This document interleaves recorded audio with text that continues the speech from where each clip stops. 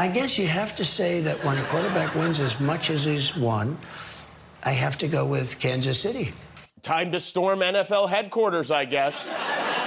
So Jimmy Kimmel just roasted Donald Trump again, and this time it's over something that's practically guaranteed to make Trump lose his mind.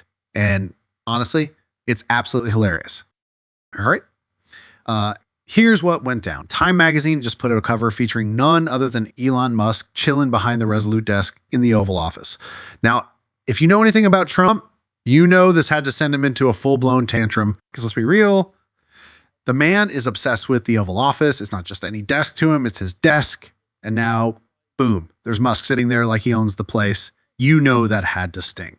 Do you have a reaction to the new Time magazine cover that has Elon Musk sitting behind your Resolute desk? Is Time magazine still in business? I didn't even know that. So when reporters asked Trump about the cover, he pulled his classic, "I'm totally not mad, you're mad" response. Is Time magazine still in business? I didn't even know that. Sure, done. Totally believable. You had no idea that Time magazine, a publication that's put you on the cover multiple times, is still around. You know, for the most informed man in America, he sure doesn't know a lot of things. He's only aware of magazines he's been spanked with by a hooker. Even though Just like how he suddenly doesn't know anyone, his former staff, his former friends, his former lawyers, whenever things go sideways. But here's where Jimmy Kimmel absolutely bodied him. Kimmel fired back. He's only aware of magazines he's been spanked with by a hooker. I mean, wow, that is savage. And obviously he's talking about that infamous claim from Stormy Daniels, you know, the one where she said she had an affair with Trump and spanked him with a magazine that had his own face on the cover. excited to be Time's Person of the Year. But I do want to thank Time magazine. I've been on the cover many times. That was almost 2 months ago, though. Which honestly might be the most Trump thing ever. Like, imagine your ego being so massive that you need to see your own face in the middle of your weird little fantasy. Now, of course, Trump has denied the whole thing because, of course, he has. But here's where it gets even funnier. Kimmel actually dug up footage from just 2 months ago where Trump was thanking Time magazine for naming him Person of the Year for 2024. He wrote, "I love real Donald Trump as much as a straight man can love another man." So, yeah, Dawn, you do know Time magazine still exists. You were literally just talking about them. And there's Elon Musk. Now, Musk, he probably realized exactly how much that Time cover was going to piss off Trump, and maybe he didn't mean to throw shade, but he definitely did. So in classic Musk fashion, he jumped on Twitter and tried to do a little damage control. He tweeted, "I love real Donald Trump as much as a straight man can love another man." Okay, Elon, whatever that means. But Jimmy Kimmel, he wasn't going to let that one go without taking a shot. He translated Musk's tweet perfectly. That's a way of saying, "I, Daddy, please don't be mad at me. Please don't deport me back to Pretoria." I mean, ouch. That's got to sting. And honestly, it's hilarious. Because at the end of the day, we all know how Trump operates. If someone does something that even slightly threatens his fragile little ego, he's going to lash out. And this Time magazine cover, oh, he's madman. And no amount of, I didn't even know they exist, is going to convince anyone of it. So yeah, safe to say, Jimmy Kimmel won this round again. Trump goes to these prayer breakfasts because he doesn't like it when people worship anyone other than him. All right, let's talk about something that never fails to blow my mind.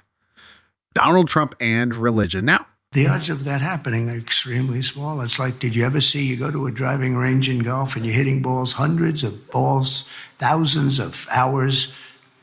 I never see a ball hit another ball. Balls going up all over the place. You never see them hit.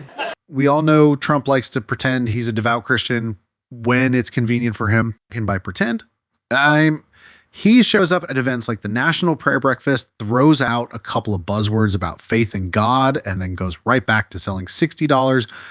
God bless the USA Bibles like some kind of late night infomercial host. Jimmy Kimmel totally called this out on his show, and honestly, he hit the nail on the head. He compared Trump's relationship with religion to when you were a kid and your mom forced you to go to church because grandma was in town. Remember those Sundays? You're sitting there trying to act all holy, nodding along, maybe even pretending you know the words to a hymn just to keep up appearances. And that's Trump, except instead of his mom making him go, it's his desperate need to keep evangelicals on his side. At this year's National Prayer Breakfast, Happened because our country's got some big headaches, but we have tremendous spirit right now.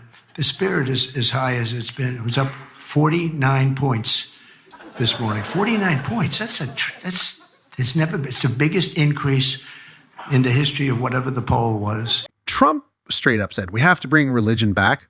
Coming from literally anyone else, that might sound like a nice unifying message, but coming from Trump, the same guy who's been accused of everything except being a decent, humble, God-fearing man. It's hilarious. Kimmel pointed out that out of all the insane things about Trump, the fact that so many religious people actually believe he's religious might be the hardest one to wrap your head around. And I mean, yeah. How do you go from bragging about never asking God for forgiveness to suddenly being the face of Christian values?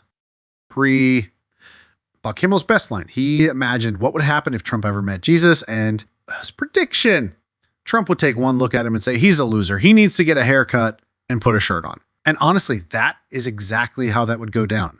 You know, Trump would be like, why is this guy barefoot? Is he homeless? Disgusting. Not a fan. I swear, every time I see Trump trying to act religious, I can't help but wonder, do your supporters actually believe it? Or are they just pretending like he is because it benefits them politically? Because at this point, it feels like the biggest case of let's just ignore reality I've ever seen.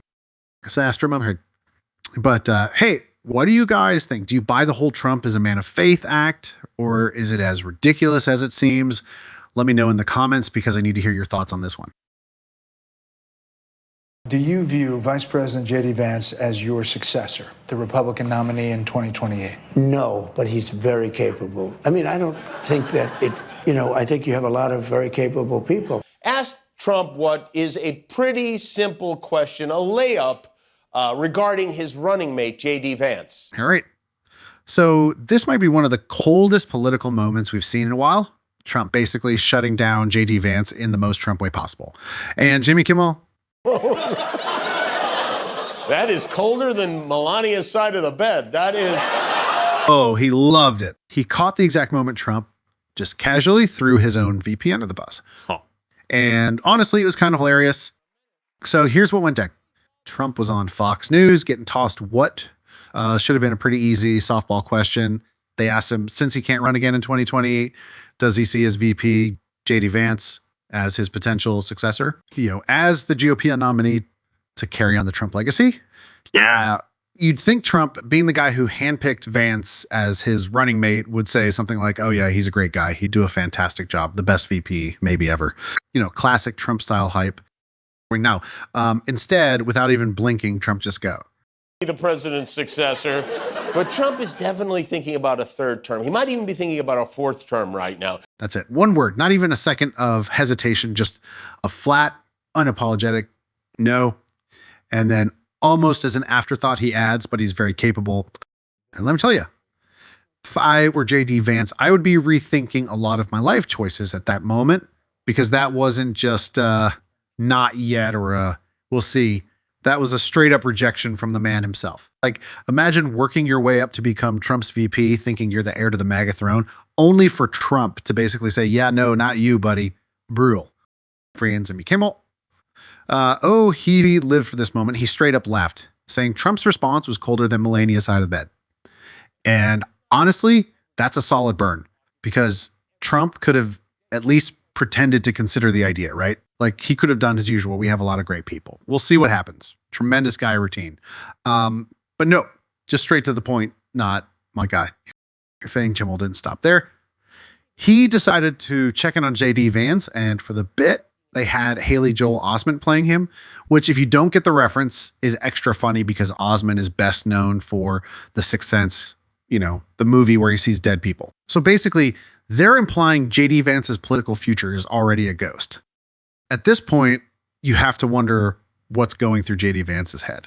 Like, does he laugh it off? Does he start plotting a revenge arc? Or does he just pretend he didn't hear it and move on? Because the way Trump operates, loyalty only goes one way. You're loyal to him, but that doesn't mean he's automatically got your back. And this moment right here, just another reminder that in Trump's world, nobody's guaranteed a future.